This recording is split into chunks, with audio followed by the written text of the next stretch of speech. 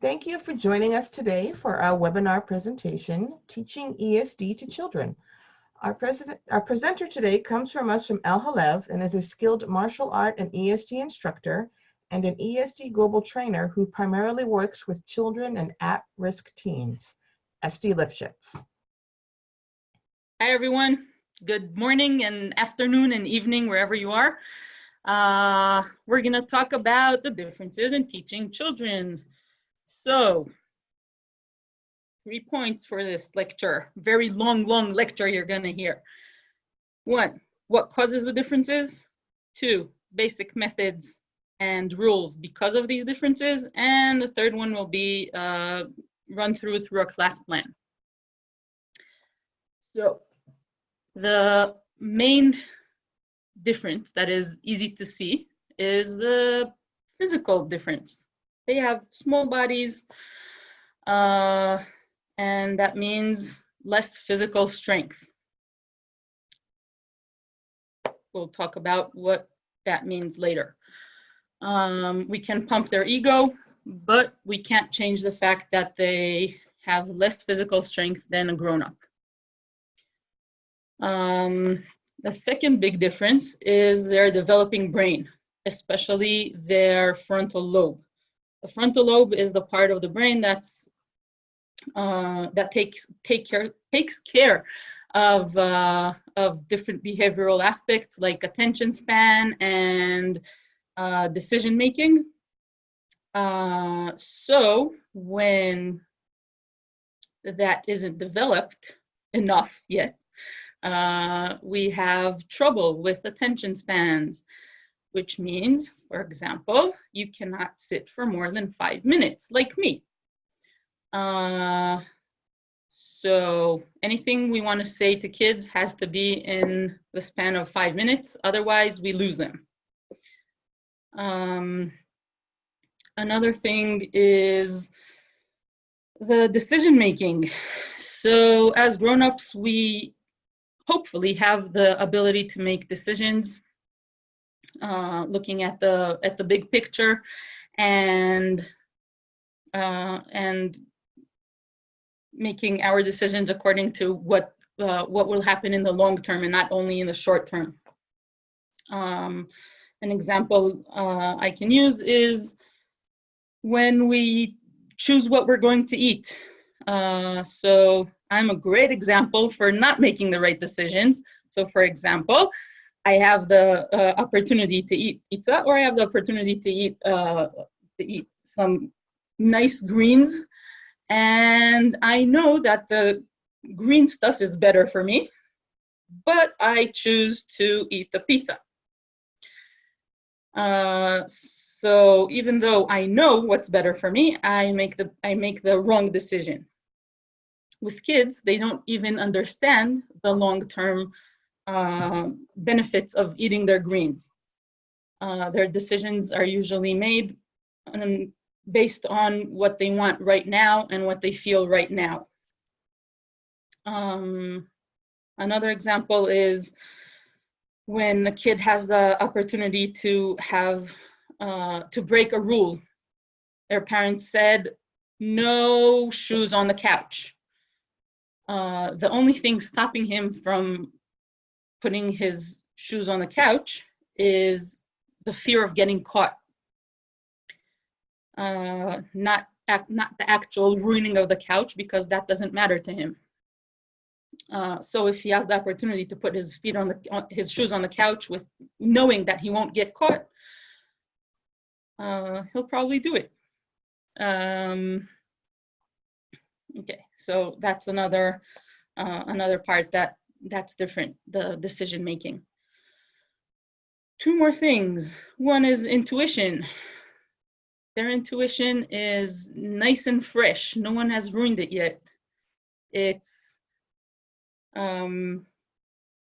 they feel things very real. Meaning, if someone gives them a kiss and they don't like the kiss, they'll right away wipe it away.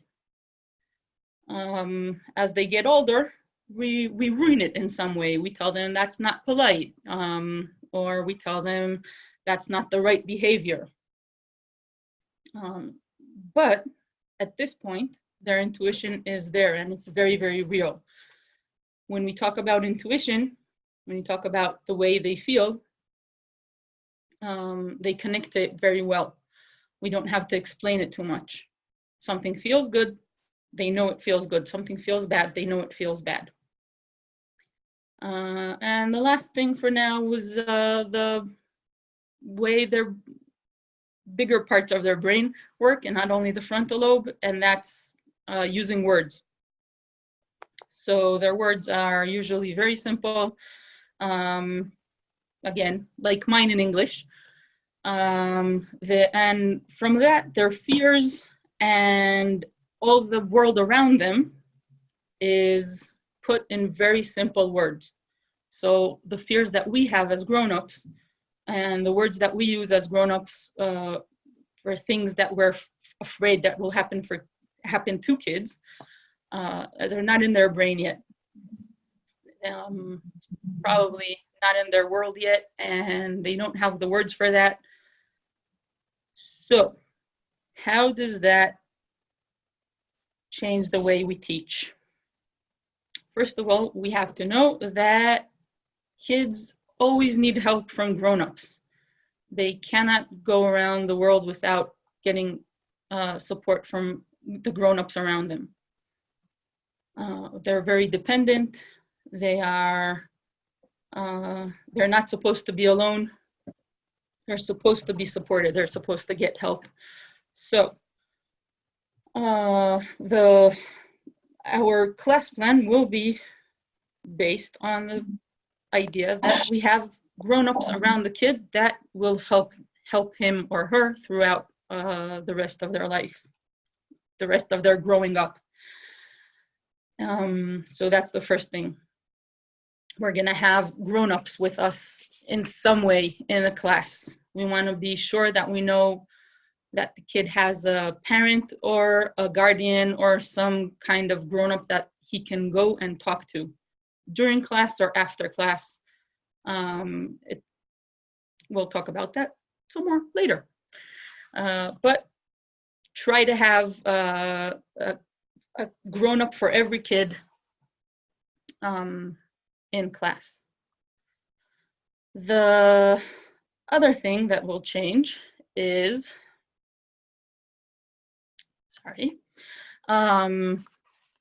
now all our teaching methods.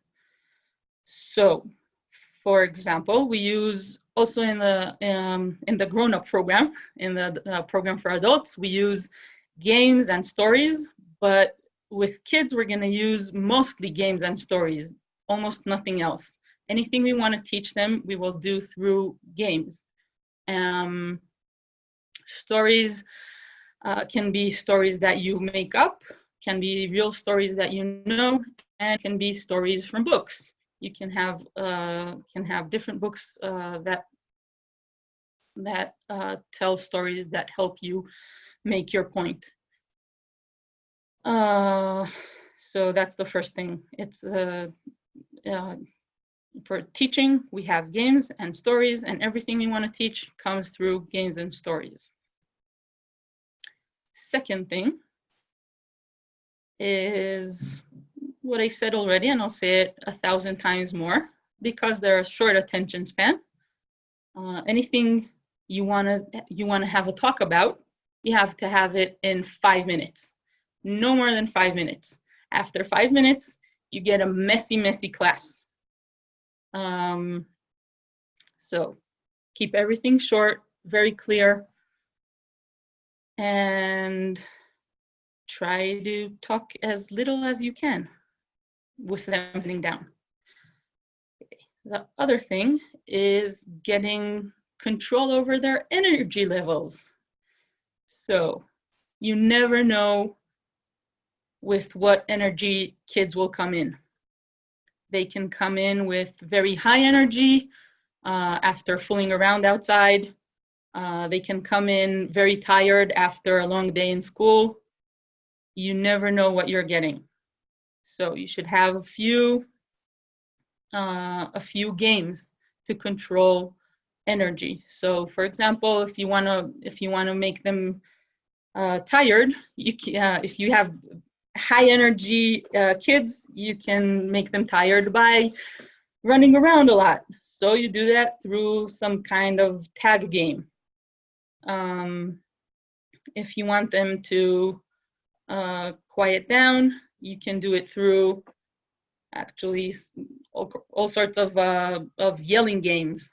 So you start out really, really high, yelling with all your might, and slowly bring it down, and it calms them down. So controlling the energy levels with games.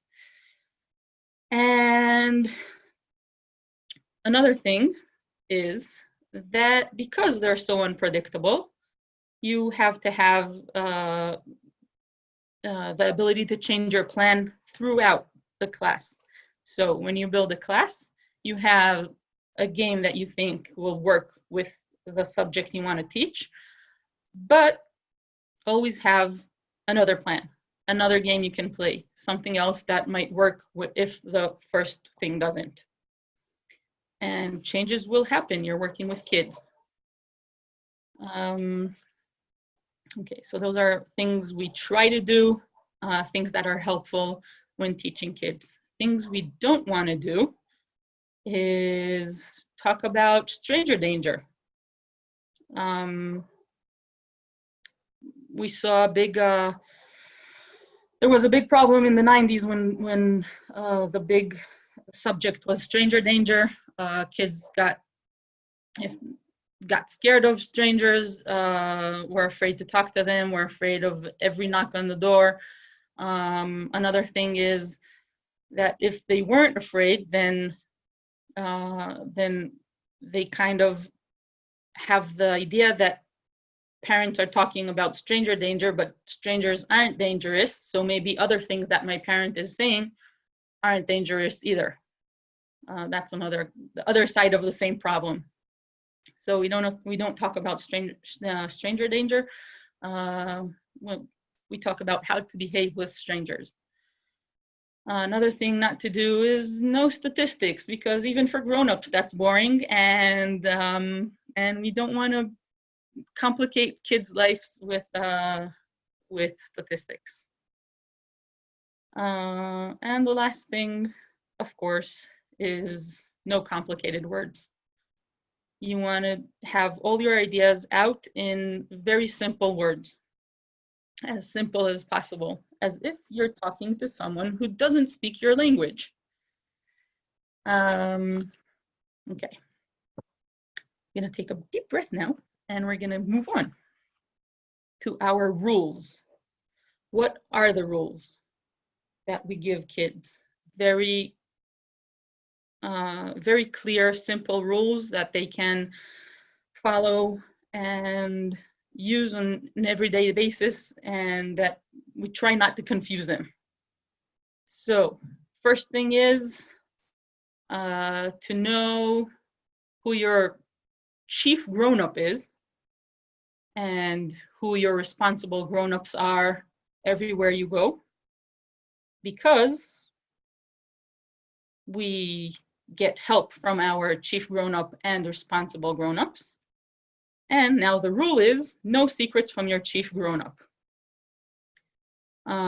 So the difference between a chief grown-up and a responsible grown-up is, I hope, very clear. Chief grown-up is the person that hopefully is the one that's taking care of me, that's with me a big portion of my life, that helps me when I need help, and that I can come home to and cry to if needed. A responsible adult is the adult that's responsible at the place I am right now. So when a kid is at school, the responsible adult will be someone from the school staff. It will be a teacher, it will be the principal. Hi, someone joined us. It will be someone from the school staff. If it's extracurriculum activities, it will be the instructor there or the teacher there. Always point out the responsible grown-up that's around the kid. So first thing is no secrets from our chief grown-up. Second rule is about your private places. So this is something we can't dance around. The private places have to be pointed out, and it has to be said very clearly that no one touches ours and we don't touch anyone other something. For example, here in Israel, we have a very Orthodox sect of Jewish Orthodox that they don't like it when we even use the word underpants in class. So we use the word bathing suit area instead.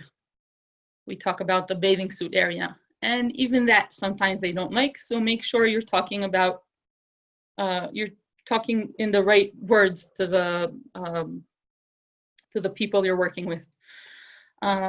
So pointing out the private places, talking about them, having a nice laugh with the kids about the private places, and enforcing the rule that no one touches ours and we don't touch anyone else's. We do talk about the exceptions, that your chief grown-up can help you keep your hygiene and health. Those are the only two reasons that your chief grown-up will need to touch your private places, and for no other reason. So that's rule number 2. Rule number 3. The next 3 rules are rules for strangers or people who don't respect our no or our boundaries. So it's no giving personal information to strangers or people who don't respect our boundaries. And we talk about what personal information means. And saying out very clear that if someone asks you what time it is, you're allowed to tell them what time it is, even if you don't know them. And if someone asks you where the bus stop is, you can point them to the bus stop. Never going to the bus stop, which is the next rule. No going anywhere with strangers or people who don't respect your no. So I can point out where the bus stop is, but I can't go with the person to the bus stop. If someone asks me where the closest ATM is, I can tell them, but I can't show them. I can't go with them. And of course, we talk about the puppy thing, where someone comes and asks you if you want to come see their puppy. You're supposed to say no and go talk to your grown-up. And if someone wants help looking for their puppy, it's the same thing.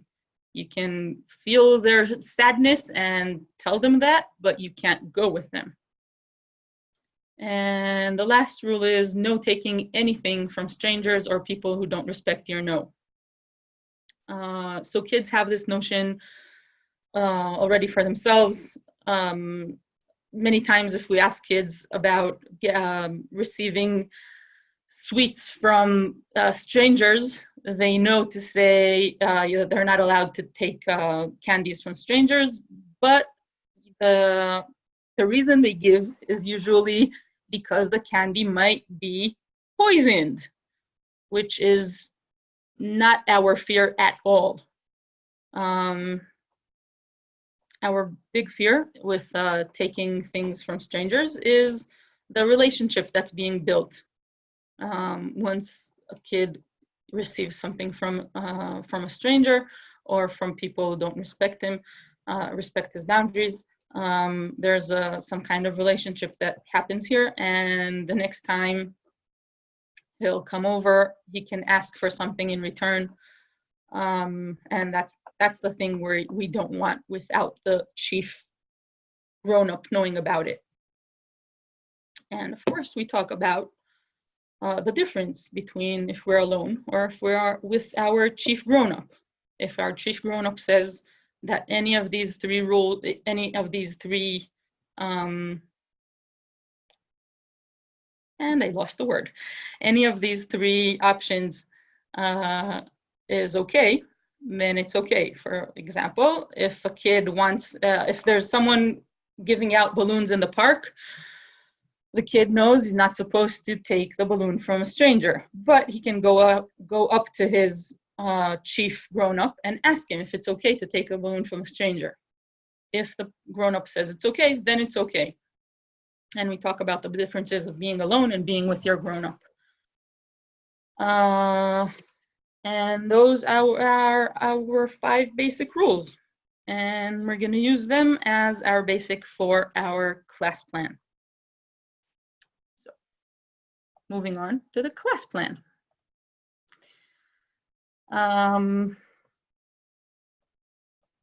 So we want to divide all this information into 3 classes, mostly actually into 2 classes, and the 3rd class is reinforcing everything we learned. So first class will be, we have 8 points for first class. It will be using your voice, which again is pretty similar to the way we teach grown-ups to use their voices, just more playful and more games. Another thing that we'll do with using the voice is helping them practice running and yelling together, because when we're dealing with kids, many times they can run or yell and not do both together. So you can see kids running, then yelling, then running again, then yelling again, and we just want to have them do it all together. So using your voice, standing and running, in whichever way. The second point will be strong body language. So we have different games to practice body language. One game that I really like and I want to share is it's called in Hebrew shoter tnua, which means traffic policeman. And that is using your hands to sign to other people what you want them to do. So I start out by standing across from all the kids and gesturing with my hands. So I first make sure that everyone understands the gestures. So this is come here, and this is go away, and this is stop, and then we can bring other things in, like spin around and down to the floor and different signs. So I start out by doing that for a minute with the kids, making them run around a bit, back and forth. And then I give every kid the opportunity to be the one who is controlling the rest of the group. That not only helps them play with their body language, but it helps them be more aware of their, and I'm missing a word again, be aware of their personal strength, because they actually tell everyone else what to do. So after we have the voice using and body language, we talk about no secrets from your chief grown-up. And that's the part where we have to talk about just a bit about who's your responsible grown-up and who's your chief grown-up, and different places in our lives that we have different grown-ups. And the best way to figure that out is to talk with your chief grown-up to decide who's your responsible grown-up in every place you go. The next thing we do is play around with pleasant touch, unpleasant touch, confusing touch, okay touch, bad touch. So we can ask the kids what kind of touch they like, what kind of touch they don't like, play around with it a bit. If you have their grown-ups with them in the room, you can have them paired up, and the grown-up does something to the kid, then the kid does something to the grown-up, and they have to talk about if it's pleasant or unpleasant, and just make sure that no one is breaking any rules. So no hitting and no pinching. The next thing we talk about is traffic light. So hopefully everyone is kind of aware of the traffic light that we use. We talk about the good, the pleasant touch and the okay touch will be in the green. The unpleasant touch and the wrong touch will be in the red, and the middle will be the confusing touch or touch that I'm not sure about. And the way we play it is I throw out some example, and the kids have to run to the light that they feel is correct for that. And of course, you'll have kids that think differently from each other, and you have kids that do the wrong thing on purpose, and everything is okay. The point is to just make them feel a bit more comfortable with a traffic light, knowing the differences and knowing to put what they feel in the right place. So an example for a sentence I'll say is a good night kiss from your mother, or I'll say a stranger pets your head in the bus, and they have to decide if it's green, it's yellow, or red. The last thing we do in this class is using strong words.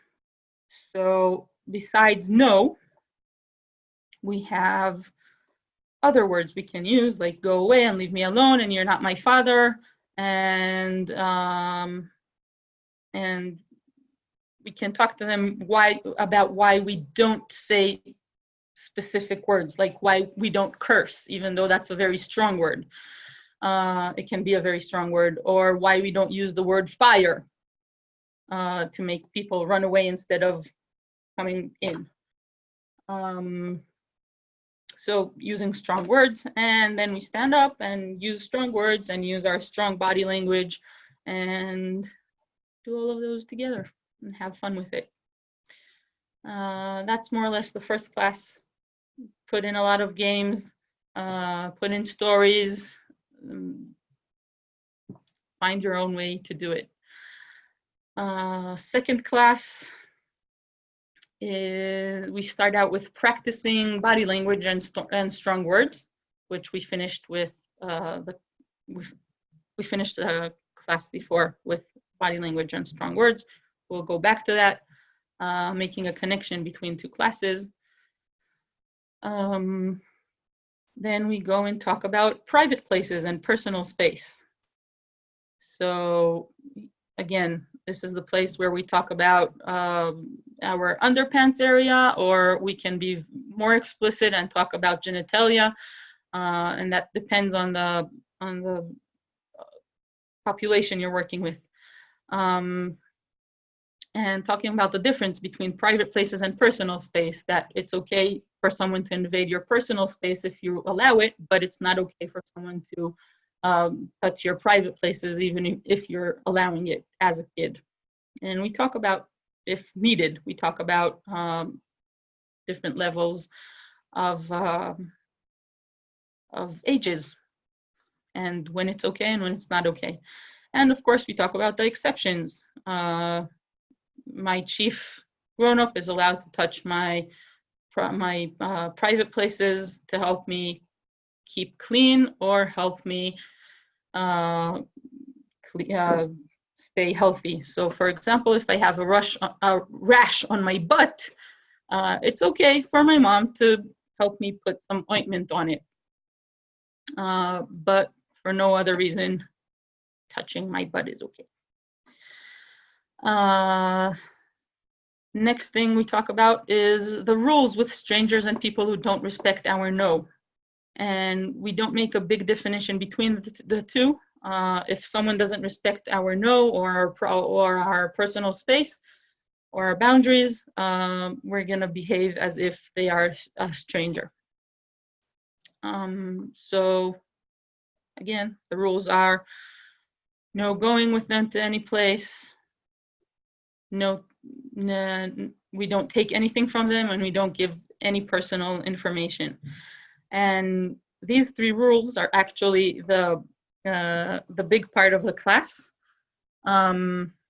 It could take sometimes even the part of the 3rd class talking about the rules, because we have to explain them, we have to play around with them, and we have to check that the kids really understood each one of these rules and knows how to respond.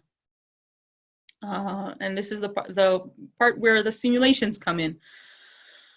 We decide what rule we want to break, and we step up to a kid and we check out if he really remembers what the rules are and how to stop someone who's trying to break a rule. So I can come up to a kid, and I'll use the puppy example again. I can run around the class saying, I don't know, Becky, where's Becky? And then turn to the kid and say, did you see my dog? I'm missing Becky, and try to get him to come and look for Becky with me. And he has to stand up, strong body language, and say, I can't come with you, or whichever words he wants to use. And then always go and tell the adult. So if you have their parents or their guardians in the room with you, that's the best scenario. And after every simulation, the kids go over to their grown-ups and tell them what just happened, even though the grown-up just saw everything. It's practicing using the words and describing what happened. So the simulations also help us talk about telling, the last part of the 5 fingers. And yeah, decide what the rule is that you want to break, and make up a scenario and play it out with the kids. You can do it with a group of kids together, like 3 or 4 kids. You can do it with individual kids. That's up to you and your abilities and your time limits. And now to the 3rd class. 3rd class, we start with an obstacle course.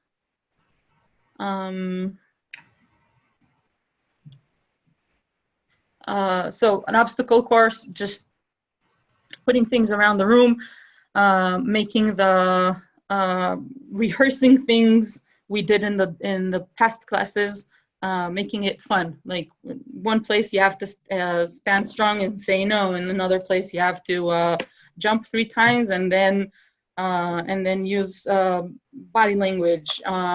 In the 3rd place you have to do some kind of activity and then run and tell your grown-up what you just did.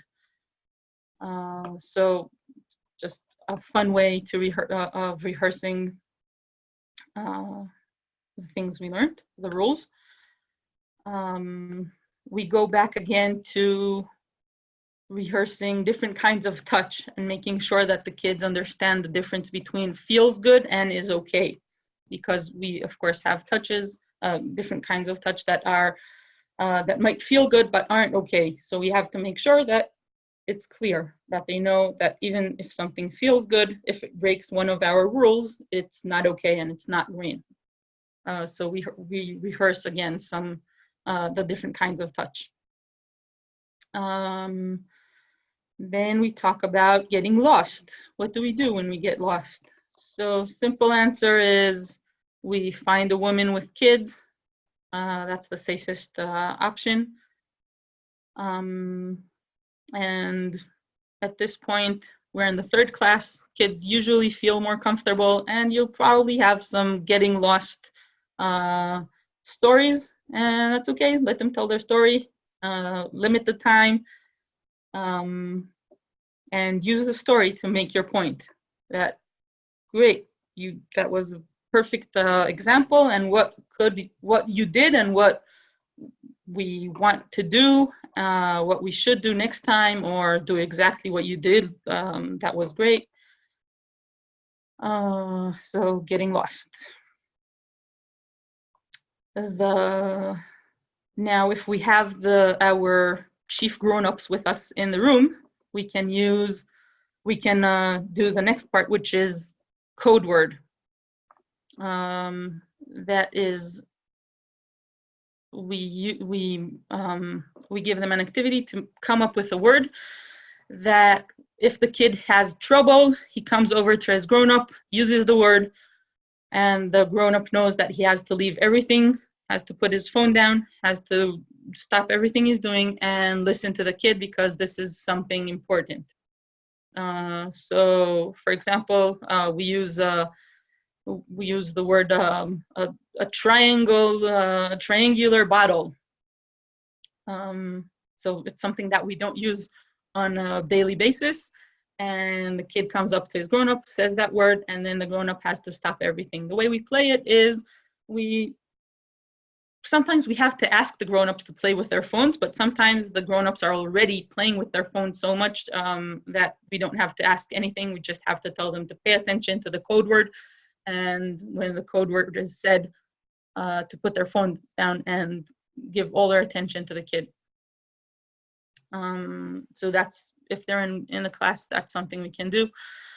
The next thing we do before we finish is talking about telling till you get help, which is again something we talk in the grown-up sessions too, about how difficult it can be to go and ask for help and tell other people what happened.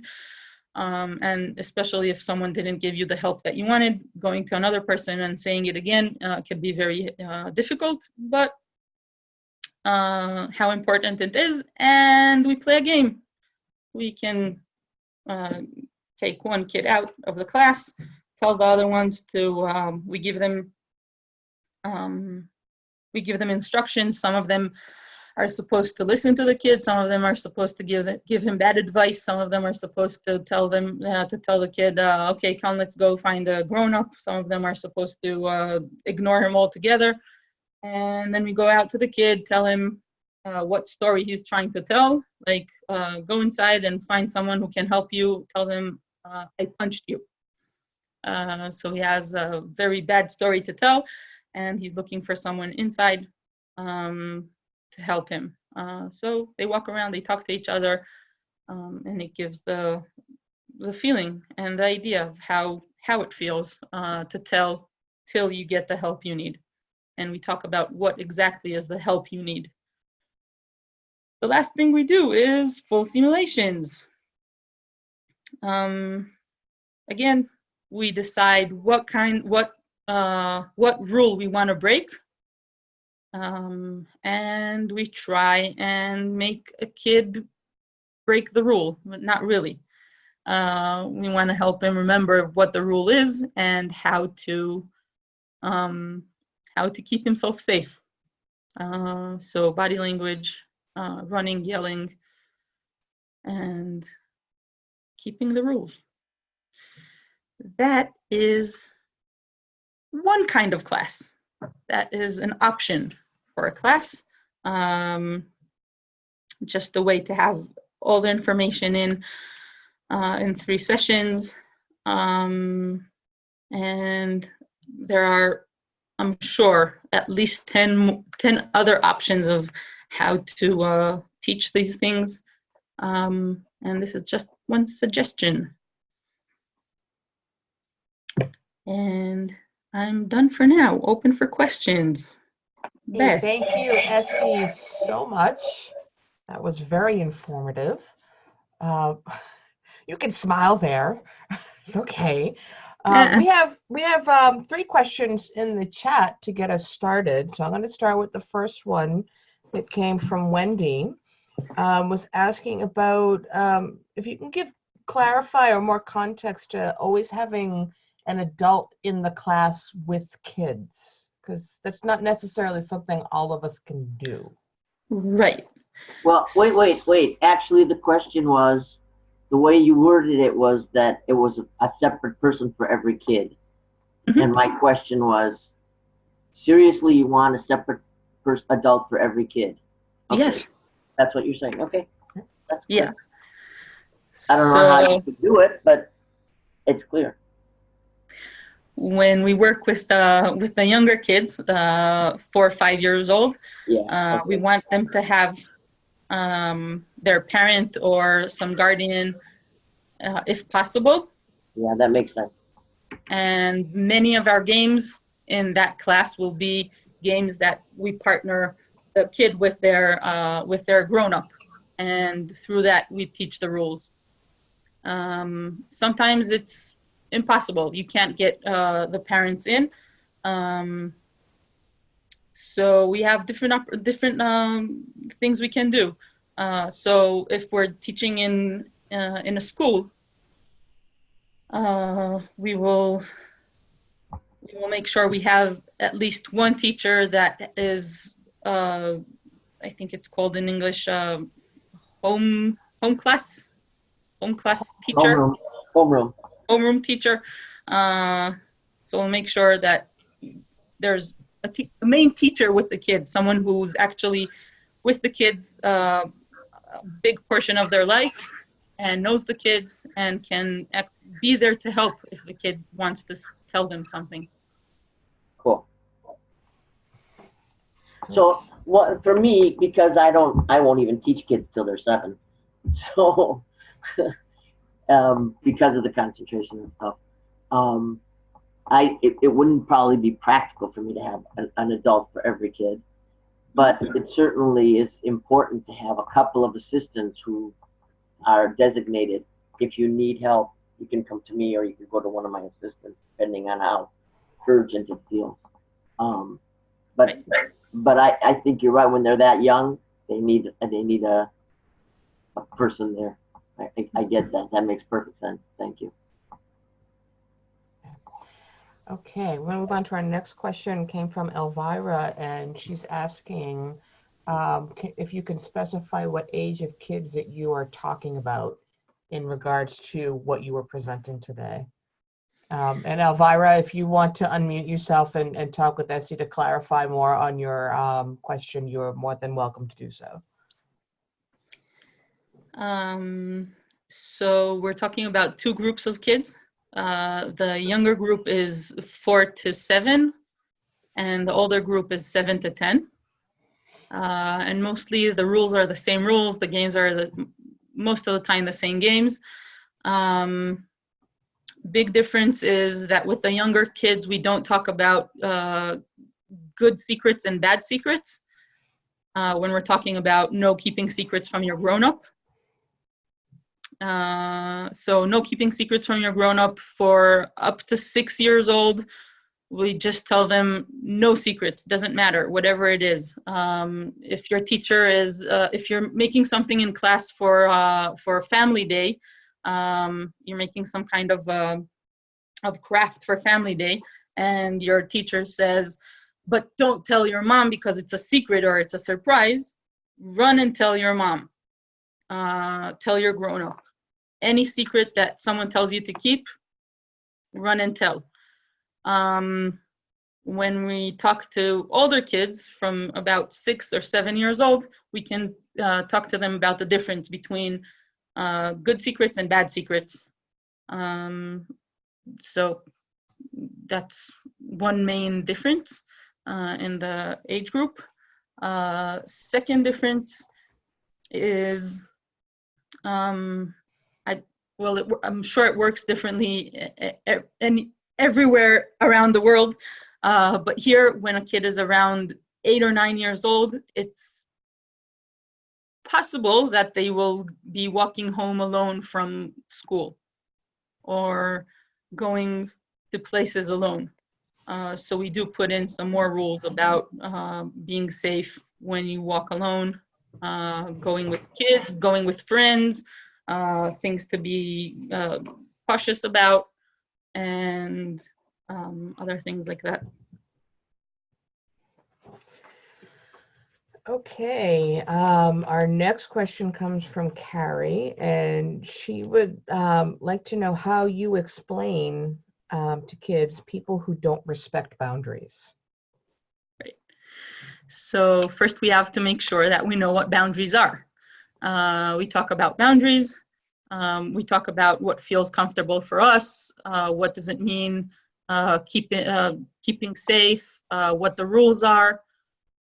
And then if we tell someone, for example, that my boundary is no one pinches my cheek, and someone comes over and pinches my cheek and I say, don't do that, and they do it anyway, that means that they didn't listen to my boundaries. They didn't respect my boundaries. They didn't listen to my no. And that's the way we explain it, just through doing it and through really stories and examples. Okay, we have. And you need that one if you're Jewish. With my rosy cheeks. Oh, all those old aunties that used to pinch my cheeks. Yeah. I don't know if it's just if you're Jewish, Wendy. I've got a number of old Italian aunties that never respected that boundary either. So. Yeah, I think it's probably ethnic. I think it's probably if you're ethnic. Okay.